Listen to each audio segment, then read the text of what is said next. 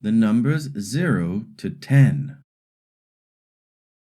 0, 1, 2, 3, 4, 5,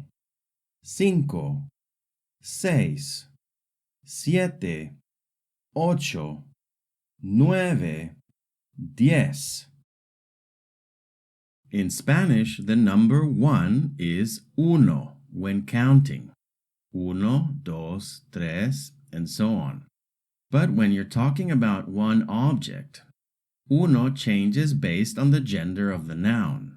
You can use un for masculine nouns.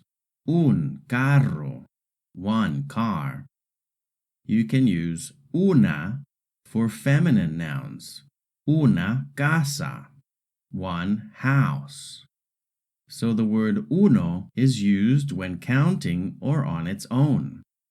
The word un when counting one masculine object, and the word una when counting one feminine object. For example, let's say someone asks you, ¿Cuántos carros tienes? How many cars do you have? You can answer, Yo tengo un carro. I have one car. Or you can drop the noun and just say, Yo tengo uno. I have one. So remember, use un or una with a noun and use uno without the noun. Una casa. Dos casas. Tres casas. Cuatro casas.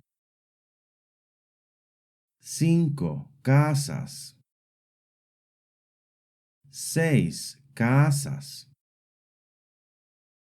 Siete casas. Ocho casas. Nueve casas.